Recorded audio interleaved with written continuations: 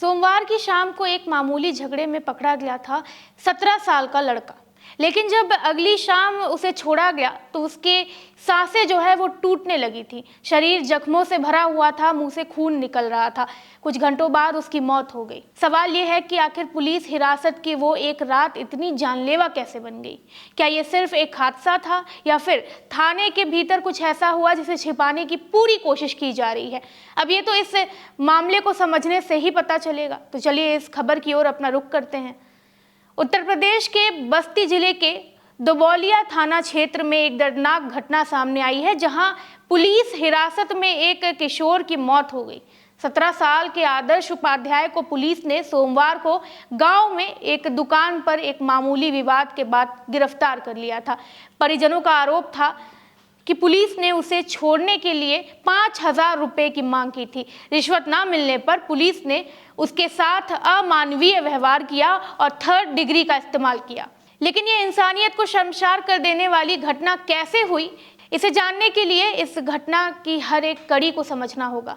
तो सुनिए, बस्ती जिले के दोबौलिया थाना क्षेत्र के उभाई गांव निवासी 17 वर्षीय आदर्श उपाध्याय सोमवार शाम गांव के एक दुकान से खैनी खरीदने गया था। वहां उसका कुछ लोगों से मामूली विवाद हो गया। इसी दौरान मौके पर पहुंची पुलिस ने बिना किसी ठोस वजह से उसे पकड़ लिया और थाने ले गई। परिजनों के मुताबिक पुलिस ने हिरासत में लेने के बाद रात भर आदर्श को बेरहमी से पीटा। पुलिसकर्मी बार बार 5,000 रुपए की मांग कर रहे थे, लेकिन जब परिवार वाले पैसे नहीं दे सके तो उसकी पिटाई और तेज कर दी गई। मंगलवार सुबह तक उसकी हालात गंभीर हो गई, लेकिन पुलिस ने उसे ना तो अस्पताल पहुंचाया, ना ही कोई मेडिकल ट्रीटमेंट दी। मतलब उस लड़के के लिए इतनी भी हमदर्दी नहीं थी पुलिस वालों के अंदर की ये सोचने वाली बात है कि एक लड़का जिसने चोरी नहीं की, कोई अपराध नहीं किया, उसे जबरन जेल में ले जाना, उसके साथ इस कदर से बेरहमी से पेश आना, ये कौन से न्याय का उदाहरण है?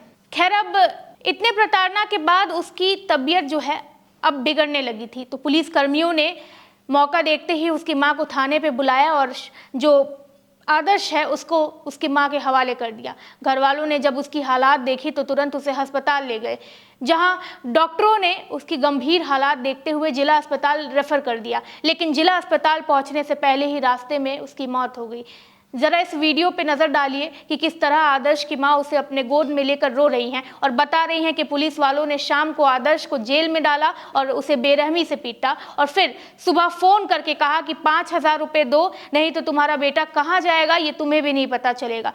परसों लेकर गए थे, कल लेके गए थे, कल पकड़ के ले गए थे, कल वहीं रखे थे, दिनों रात वहीं रखे थे, खूब मारे पीटे थे जो भी के।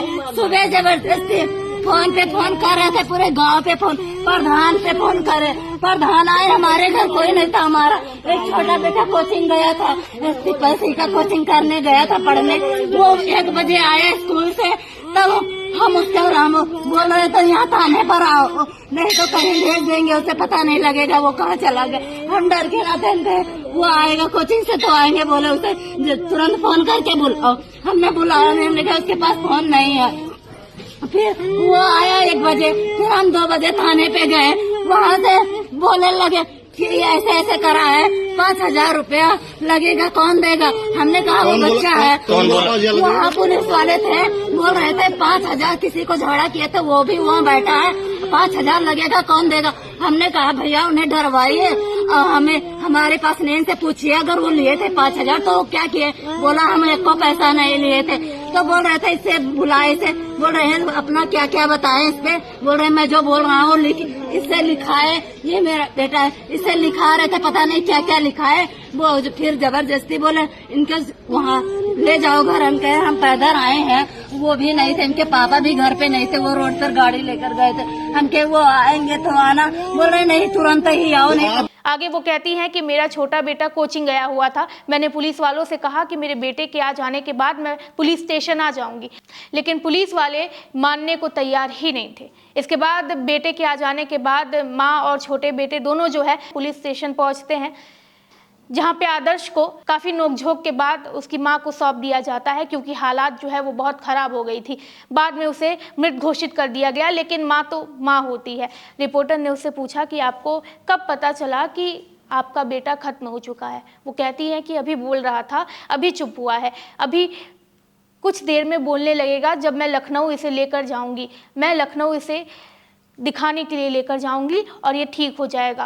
आपको कैसे पता चला ये बच्चा जो है खत्म हो गया है? कहाँ थाने पे? अस्पताल पे लेके आए थे। कौन लेके आया था अस्पताल पे? लेकर अस्पताल पे कौन लेके आया था? हम लेके, हम हमारी लड़की, हम सब परिवार वाले लेकर ये आए। घर पे आ गया था? नहीं हाँ। नहीं, थाने से घर पे भेजे हैं, थाने से हम घर पे लेके आए। ये आपको कब पता चला कि ये जो है मृतक है? अभी मतलब अभी नहीं, थाने से अभी डायरेक्ट? नहीं, हम लखनऊ ले जा रहे हैं। अभी यहाँ से रिफर करे हैं, तो बोले हैं कि रिफर करे हैं, तो बोल रहे हैं कि बस्ती लेकर जाओ जिला में। हम पूछ रहे हैं क्या हुआ, बता रहे हैं अभी हम नहीं बता पाएंगे, जिला में बताएंगे, जिला में जाओ। जिला के कागज दिए, हम बस्ती जा रहे हैं, हम बस्ती ले जा रहे हैं। अभी बोल नहीं रहा, आते वक्त बोल रहा था, अभी बोल नहीं रहा है। सिर्फ अभी बोलेगा, अभी हम बस्ती ले जा रहे हैं ना, तो हम अभी वो बोलेगा।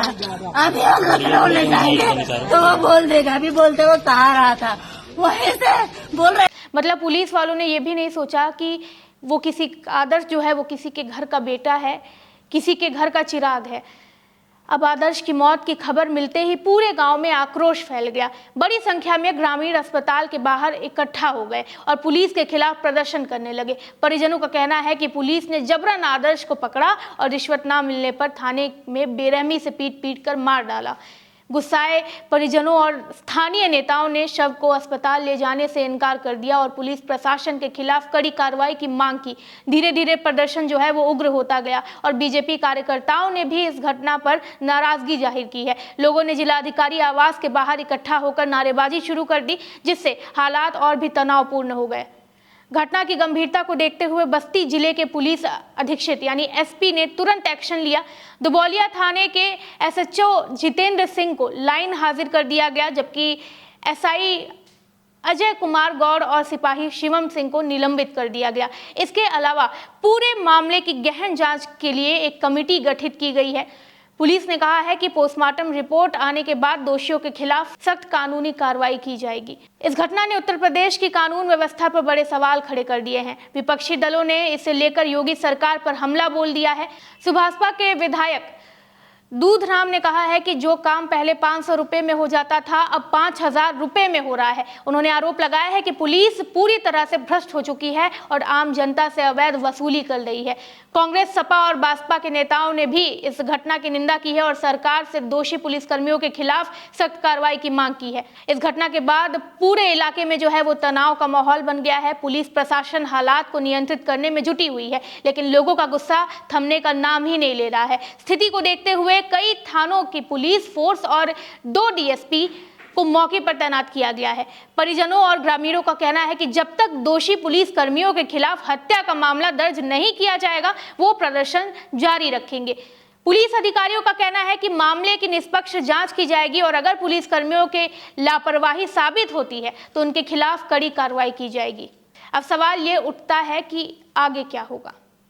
अब पूरा मामला पोस्टमार्टम रिपोर्ट पर निर्भर करता है। अगर रिपोर्ट में यह साबित होता है कि आदर्श की मौत पुलिस की पिटाई से हुई तो दोषी पुलिस कर्मियों के खिलाफ हत्या का मुकदमा दर्ज किया जा सकता है। फिलहाल प्रशासन पर भारी दबाव बना हुआ है कि सरकार को यह सुनिश्चित करना होगा कि दोषियों पर सख्त कार्रवाई हो और भविष्य में इस तरीके की घटनाएं दोबारा ना हो। आम जनता में पुलिस की छवि पहले से ही खराब हो चुकी है और अगर इस मामले को गंभीरता से नहीं लिया गया तो जनता का आक्रोश और भी बढ़ सकता है। आप इस पूरे मामले को किस नजरिए से देखते हैं? आपका क्या सोचना है इस पूरे मामले पे? क्या अब भी लोगों को लगता है कि पुलिस के खिलाफ जो है वो सबूत आएंगे तब जाके जो है वो पुलिस के ऊपर मुकदमा दर्ज होगा? क्या अभी भी पुलिस प्रशासन को ये लगता है कि पुलिस जो है 2 आरोपी हैं उनके खिलाफ अगर सबूत निकलते हैं तो फिर मुकदमा दायर किया जाएगा? तो क्या उन्हें अभी भी यकीन नहीं है कि इन्हीं दोनों ने जो है वो बर्बरता से 17 साल के आदर्श को मौत के घाट उतार दिया?